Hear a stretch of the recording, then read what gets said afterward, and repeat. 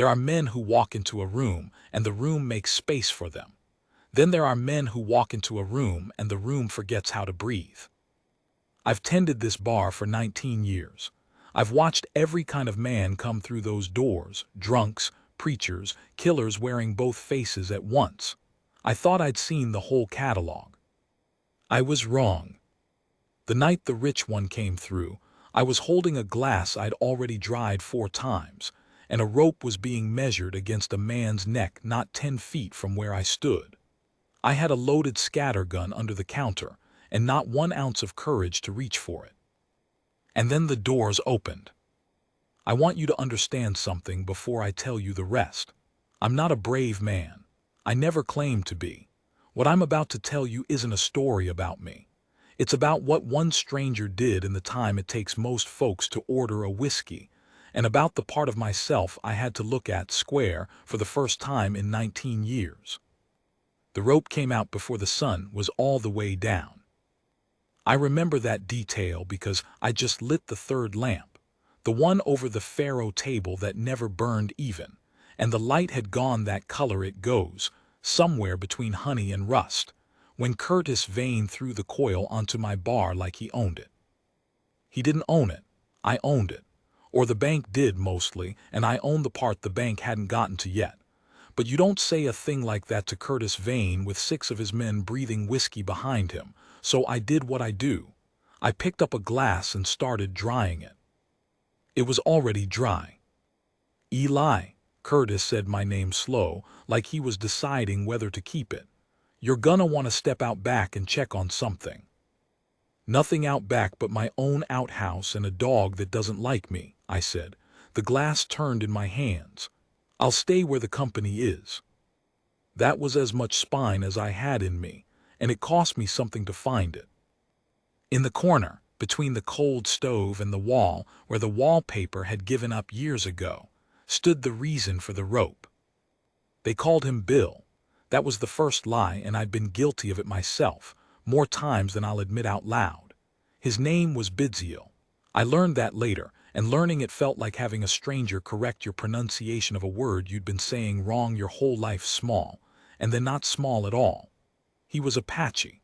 Chiricahua, though the men in my saloon couldn't have told you the difference between Chiricahua and Mescalero if you'd paid them, and they wouldn't have cared to. To them he was just Bill, the breaker who could gentle a horse no white man could touch, the quiet one who came in once a month, drank 1 beer, paid in coin, and left before the place got loud. He hadn't left tonight, that was the trouble. Tonight a horse was dead in the Vane corral, a good blood bay that Curtis had paid Denver money for, and a man had to answer for it, and the man they decided would answer was standing in my corner with his hat held against his chest and his chin level. Not raised, not lowered, level. I've thought about that a great deal since. A raised chin is pride and a lowered one is fear, and both of them are things a mob knows how to read. But level is just a man refusing to give you the satisfaction, and that's a harder thing to hate, which is exactly why they hated it. Horse threw a clot or ate something foul, Bidziel said. His voice was even. I told you this at noon. I'll tell you at midnight if you want to hear it again. You were the last to touch him. I'm the only one who could touch him. That's why you paid me. He turned his hat a quarter in his hands. A man can be the last to hold a thing without being the one who broke it. It was a good answer. It was, in fact, the truest thing said in my saloon in a month. And I watched it land on Curtis Vane and do absolutely nothing, the way water does nothing to a stone it's already given up on. And I understood the way you understand weather that this was not about the horse. The horse was the excuse. The hanging was the appetite, and the horse had only been the dinner bell. I set the glass down. My hand had started to shake, and I didn't want anyone to hear glass rattling on wood. I am, I'll say again, not a brave man. Here is a thing about me you should know because it matters to what comes after. I keep a ledger. Not just the bar's accounts, those two, but a private one, a slim black book I keep under the till in which I write down debts that have nothing to do with money. Who owes who an apology, who never paid back a kindness, who said a thing they should take back. It started as a joke I made to myself one slow winter, and somewhere along the way it stopped being a joke. I write small. I write true. And in 19 years, I have never once written my own name in it, which I suppose tells you everything about the kind of bookkeeping I do. That night, watching Bidzio hold his hat level, I felt the pencil in my apron pocket like it weighed 9 pounds.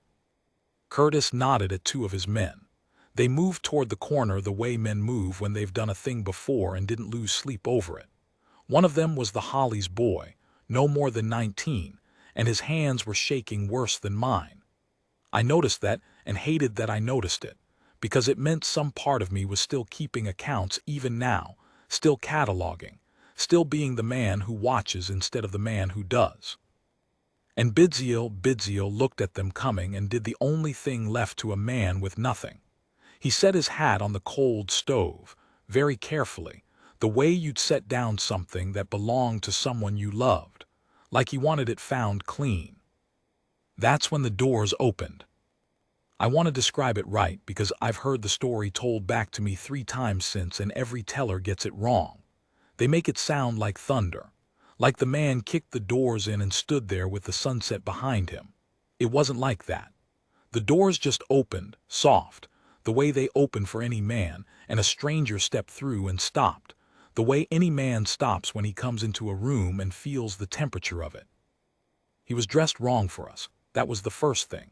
Not flashy, I've seen flashy, the gamblers in their brocade vests, the mine owner's sons. This was different. His coat was good wool gray, the kind of gray that costs money to stay gray. His boots had been made for his feet and no one else's. There was a watch chain but no watch showing, just the chain, like the watch was a private matter. He wore no gun that I could see, and in a room with 7 of them showing, that absence was louder than any pistol. He took the room in. I watched him do it. The dead quiet bar, the rope on the wood, the 2 men halfway to the corner, the Apache standing by the cold stove with his hat already set down, and me behind the bar with my dry glass and my shaking hand and my coward's ledger. I have wondered since what he saw when he looked at me. I've wondered if he saw a man who was going to do something. I hope he did. I'm fairly sure he didn't. "Bar's open?" he asked to me, like the rope wasn't there. It took me a second to find my voice. "It's open." "Whiskey then, the honest one, not the one you water." He said it pleasantly and crossed to the bar, and the simple, mundane, impossible act of a man walking across a room to order a drink did something to the moment that I still don't have the right word for. It broke the spell. No, it didn't break it. It replaced it. The room had been holding one shape, the shape of a hanging, and this man had walked in and laid down a different shape on top of it, the shape of an ordinary Tuesday, and now both shapes were in the room at once, and you could feel the floor trying to decide which one was real. Curtis Vane did not like that. "Mister, you walked into the middle of town business." Did I? The stranger set a coin on the bar. Not flipped, set, deliberate, the way Bidziel had set his hat. I poured. My hand had stopped shaking, and I couldn't tell you why, except that doing a small known thing, pouring whiskey, was easier than standing still. "What's the business?" "Man killed my horse." "That's so." The stranger picked up the glass, looked at it against the lamp, didn't drink. "Which man?" Curtis jerked his head at the corner. "Bill." And the stranger turned, finally, and looked at Bidziel, and I was watching his face when he did it, and I will tell you what I saw, because it's the hinge the whole night turns on. I saw nothing. No flicker. No recognition. A perfectly closed face, the face of a man who has spent his life learning to keep the inside from showing on the outside. Which is how I knew, instantly and with total certainty, that he knew him. You don't keep a face that closed for a stranger. You keep it closed for someone whose life depends on you keeping it closed. "Bill," the stranger repeated. Gently, he got another name.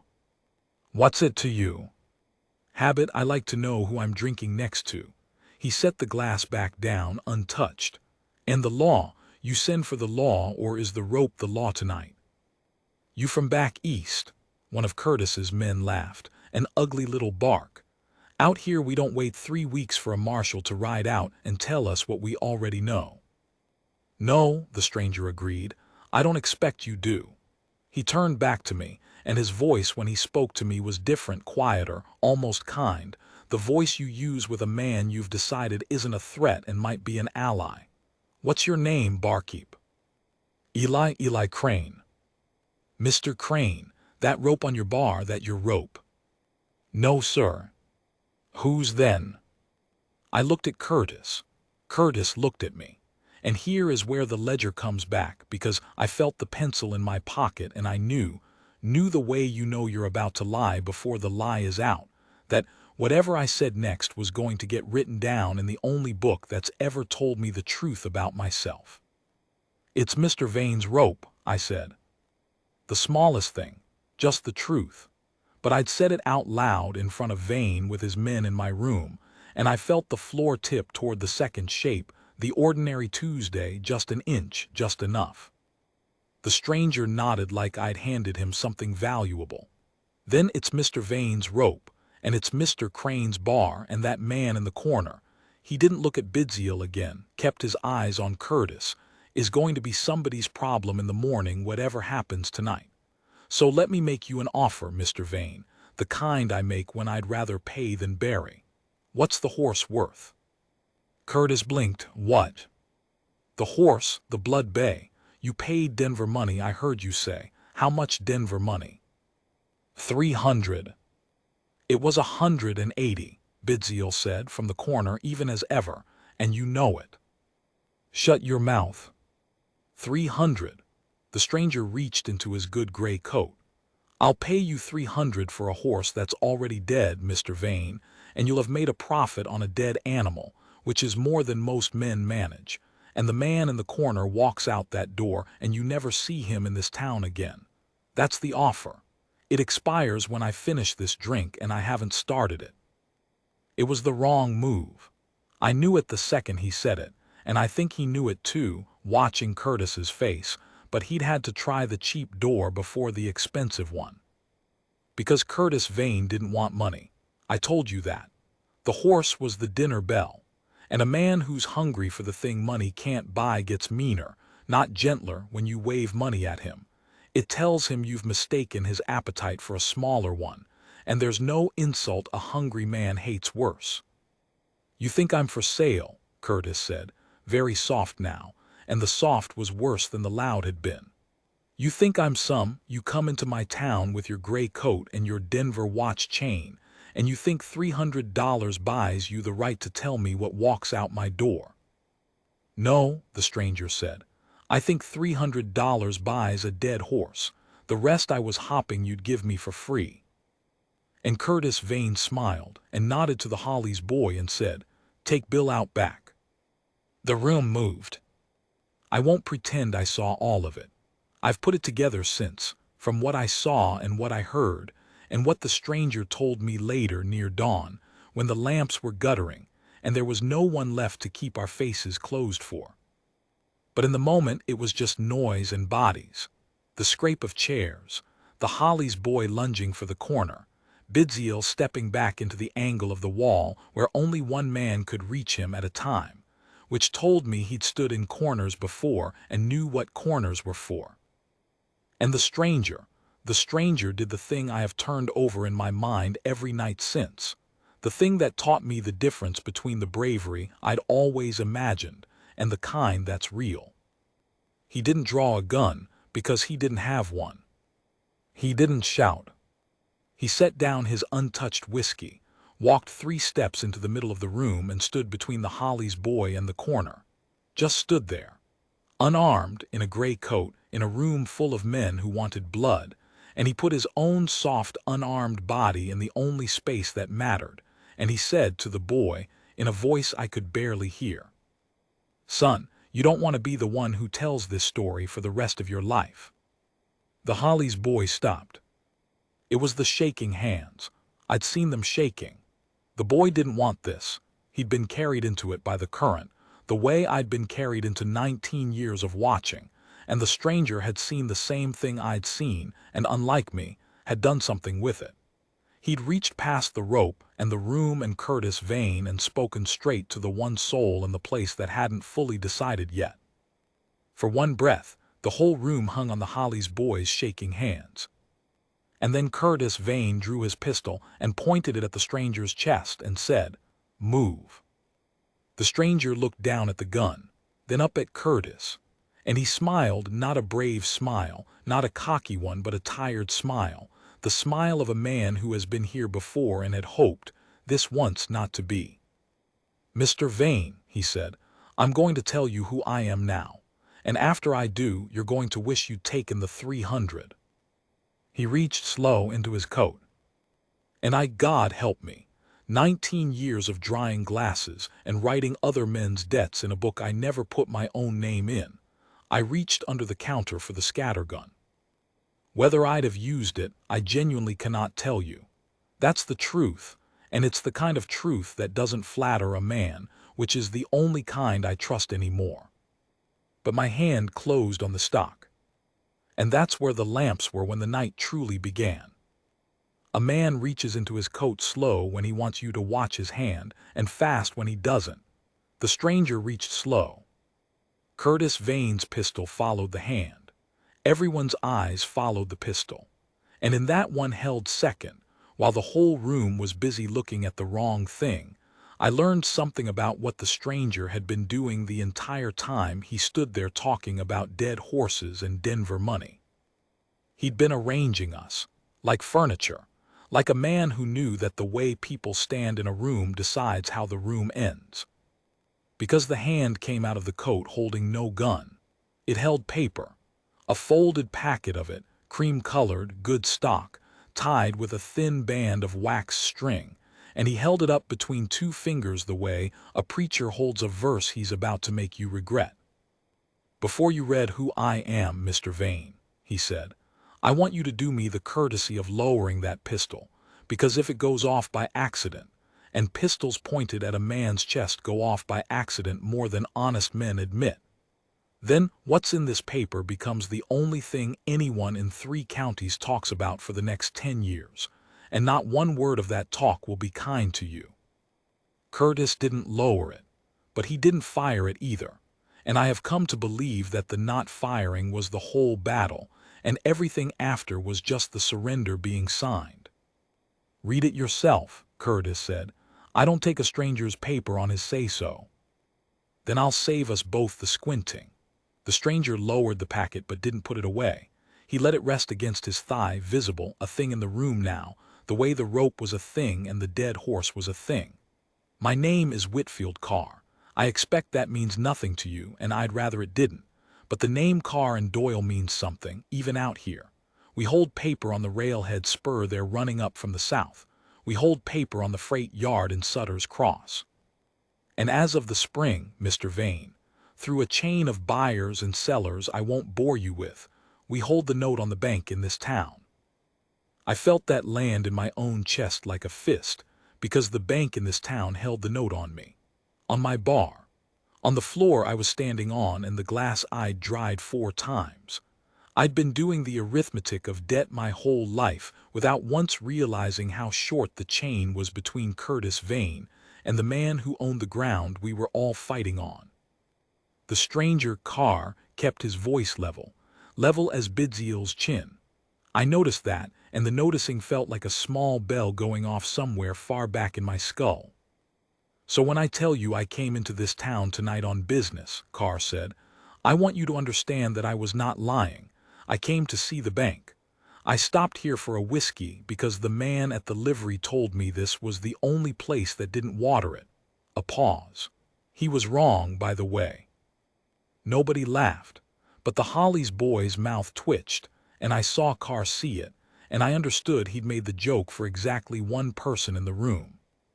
"Here is what you're weighing, Mr. Vane. And I'll lay it out plain because plain is faster. You can hang that man, tonight, in the dark out back the way you planned, and tomorrow you'll tell yourself it was justice and your men will tell each other it was justice, and maybe by Sunday you'll half believe it. But I will be here tomorrow, with the bank, and I will remember the rope on this bar and the gun in your hand, and I am a man who writes things down." He didn't look at me when he said it. He had no way of knowing about my ledger, the slim black book under the till, the debts I kept that had nothing to do with money. He couldn't have known he just said the truest description of my own secret habit out loud to a room full of armed men.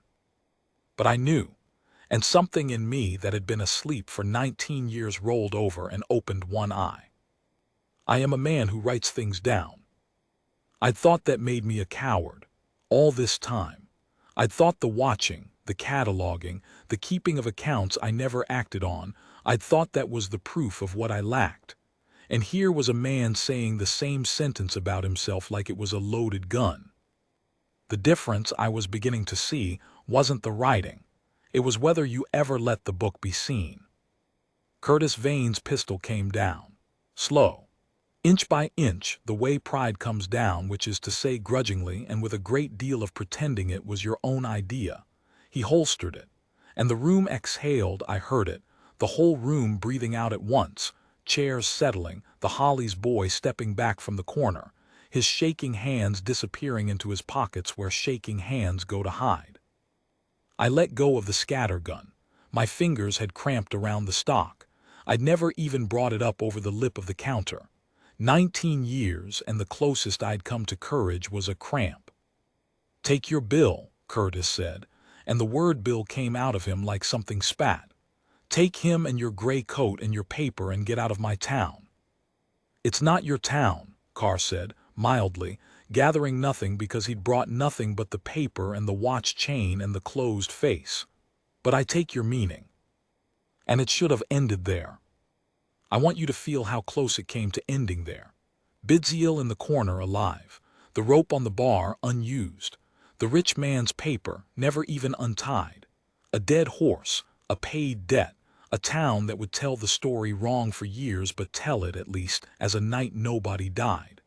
That's the version where I dry my glass and go to bed and never write a word. It didn't end there. Because Bidziel stepped out of his corner past the Holly's boy, past Carr, and crossed to the cold stove where he'd set his hat, and he picked it up, and he put it on level, and then he turned to Whitfield Carr and said a thing that turned the whole night sideways. "I don't know you." The room went still again, a different still. "I heard your name just now," Bidziel said. "Carr, I heard you tell it. I've never heard it before tonight." He settled the hat. "Whatever you came in here to do, you didn't come in here for me. So don't let these men think you did. I won't carry a debt I didn't make." And I, standing behind my bar with my cramped hand and my secret book, understood that I had been wrong about the most important thing. I'd been so sure. The closed face when Carr first looked at the corner. You don't keep a face that closed for a stranger. I'd built the whole night on that certainty, told myself I was watching two men who knew each other run a quiet game on Curtis Vane. It had made me feel clever. It had made me feel like a man who saw the true shape of things from behind his bar. But Bidziel was telling the truth. I knew it the way I knew weather. The man genuinely did not know Whitfield Carr. Which meant Carr had walked into a saloon he'd never been in, seen a man he'd never met about to be hanged, and invented the closed face I'd read so much into, not because he was hiding a friendship, but because he'd decided, in the time it takes to order a whiskey, that a stranger's life was worth the lie his face was telling. He'd risked the bank's name, the paper, his own unarmed body in the middle of the room, for a man he had never seen before and would, by every reasonable measure, never see again. I had spent 19 years keeping a ledger of debts because I believed, somewhere underneath, that people only ever did things for what they were owed. That kindness was just a slow form of bookkeeping. That every man had a column and every act went into it. And here was a man who'd put $300 and his family's name and his life on the table for nothing he'd ever collect. It broke something in me. I don't have a better word. Something I'd built to keep myself safe, the belief that I was the realist in every room, the one who saw the accounts behind the kindness.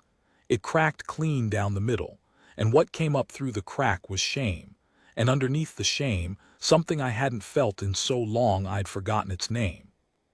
Hope, maybe, the dangerous kind, the kind that asks something of you. Carr looked at Bidzio for a long moment. Something passed over his face, the first thing I'd seen pass over it all night, a flicker gone fast. I think it was disappointment. Not in Bidzio. In himself, maybe, for being caught out. Men like Carr, I'd learned before dawn, don't like being seen doing the decent thing. It costs them a kind of cover they've spent a life paying for. No, Carr agreed, quiet. You don't know me. You're right to say so, a beat. But you'll let me buy you that whiskey anyhow, across the bar like men. So these gentlemen can watch us be strangers together, and then there's no story for them to tell at all. It was, I realized, the smartest thing he could have said. He was handing the room away to forget. Two strangers, a drink, nothing happened here, go home. He'd built an ending the way he'd arranged the furniture. But Curtis Vane was not done. That's the thing about a hungry man you've fed water to instead of meat. He doesn't leave the table. He waits. You go ahead and drink your whiskey, Curtis said, and his voice had gone back to soft, the bad soft, the soft I should have heard the warning in. Both of you, drink it slow. He pulled his gloves on, finger by finger, taking his time. I'm a reasonable man. Mr. Carr here has the bank. I respect a man with the bank. The gloves, finger by finger. But Mr. Carr's going to ride out of here in the morning, back to Sutter's Cross, back to his paper and his Denver watch. And this town's going to still be here. He looked at Bidzio, then at me, then, longest of all, at the Holly's boy, and I'm going to still be here. He turned for the door. Sleep where you like tonight, Bill, he said over his shoulder. Roads are long, though, and mornings come for everybody. The doors swung shut behind him and his men, one by one, until only the Holly's boy was left, standing by the cold stove, his hands out of his pockets now, shaking again. Mister, the boy said to Carr, his voice cracked on it. Mister, you don't know him, you're leaving tomorrow. You don't, he stopped, started over. He kills horses too, when he's mad.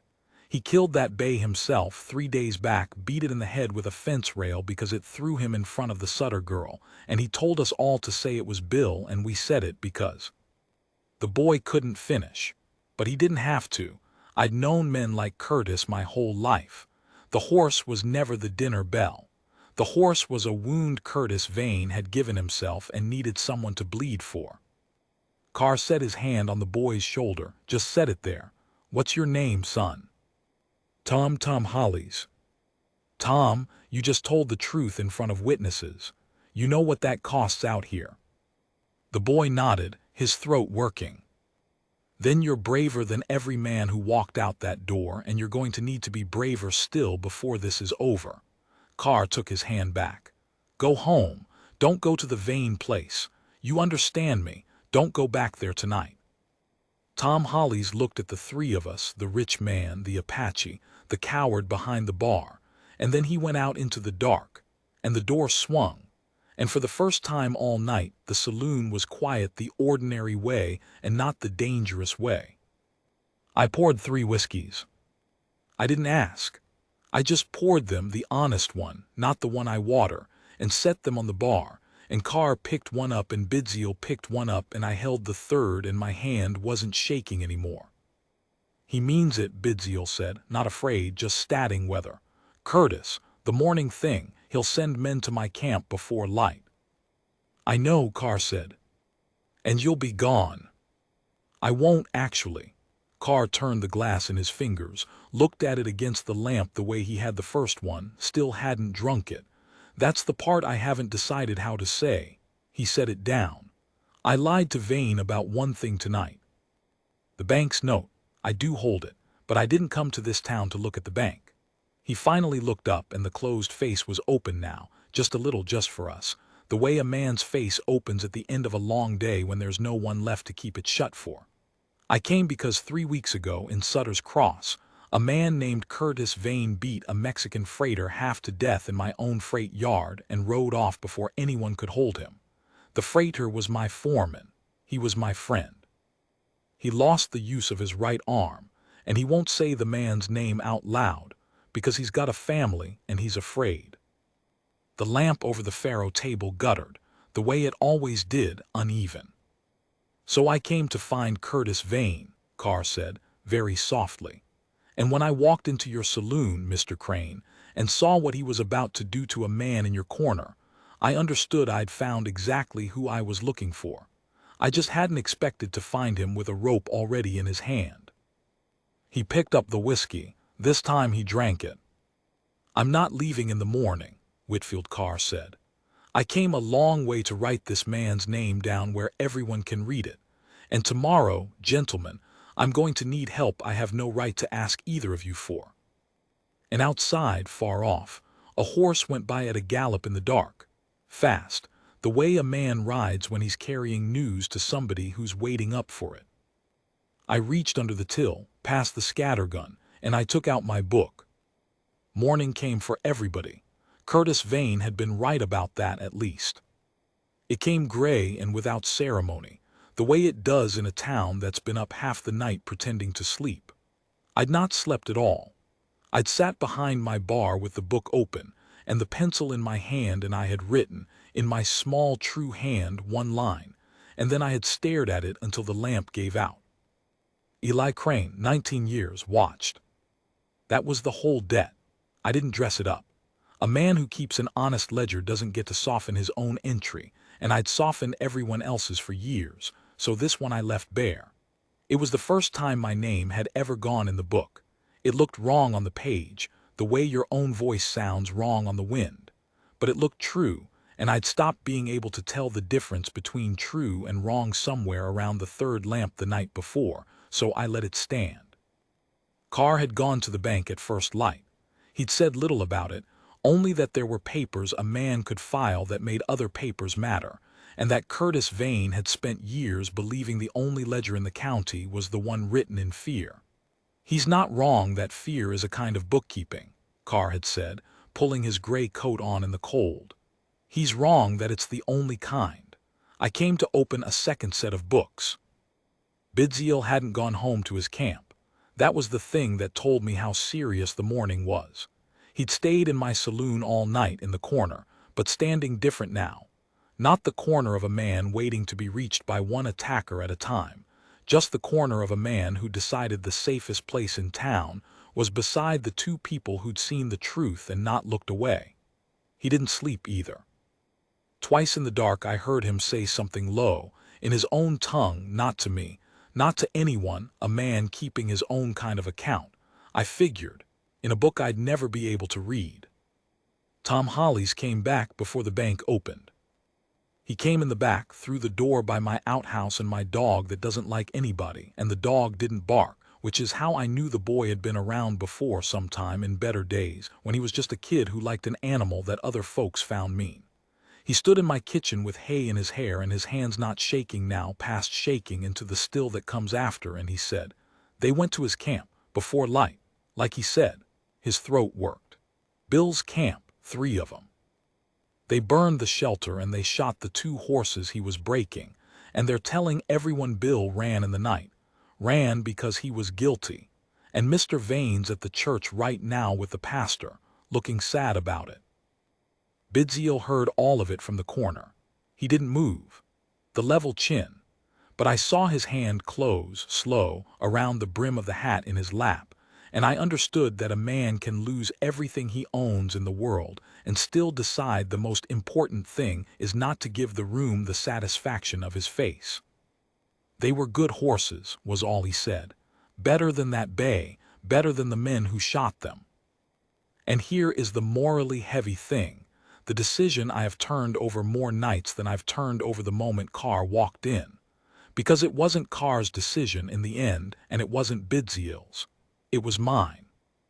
Carr came back from the bank near 9 with the closed face on again and a thin sheaf of papers under his arm, and he laid out what the second set of books could do. He could ruin Curtis Vane. Slowly. Legally. Call the bank's note, freeze the Vane land, drag the freight yard beating into a courtroom in Sutter's Cross where his foreman might find the nerve to say a name out loud if a rich man stood beside him while he said it. It would take a year. Maybe 2. It would cost Carr a great deal of money and Bidziel a great deal of waiting, and it would, In the end, probably work. The way water works on a stone if water has enough money and enough time. Or, Carr said, and he looked at me when he said it, not at Bidziel, and I've never forgotten that he looked at me. We let it go. Tom told the truth last night, but Tom's a frightened boy and he'll unsay it by Sunday if Vane gets to him. The horse is dead. The camp is burned. No one died, Mr. Crane, that's not nothing. In this country that is, in fact, a kind of victory, a night where the rope went back in the cabinet. We could ride out and call it that. And no one would think less of us, because no one but the four of us would ever know there was anything to think less about. I understood the offer. He was giving me the ordinary Tuesday, the second shape, the version where I dry my glass and go to bed, and the worst that happens is I have to live in a town with Curtis Vane in it, which I'd done for 19 years already and could surely do for 19 more. And the thing he was asking me to weigh against that ordinary Tuesday wasn't justice, exactly. It was Tom Holly's. Because the only way the books got opened, the only way Curtis Vane's name got written where everyone could read it, was if somebody in this town who wasn't leaving in the morning stood up in that courtroom in Sutter's Cross and said what they saw. Carr could file every paper in the territory, but papers need a voice to stand behind them, and Carr's voice rode out of town when the case got hard. Bidziel's voice in that country in that year would be called a lie before he finished saying it. The foreman was afraid. Tom was 19 and would unsay it by Sunday. That left me, the man who watched, the man who wrote things down and never let the book be seen. I want to tell you I decided fast. I didn't. I stood behind my bar the bank held the note on, the bank Carr now held the note on, so that in a strange way the floor under my feet belonged to the one decent rich man in the story, and I did the arithmetic I'd done my whole life. What it would cost. Vane wouldn't ride out of my life quiet. There'd be a fire maybe some night, a broken window, a whisper to the bank, except the bank was Carr now, so not that, but something.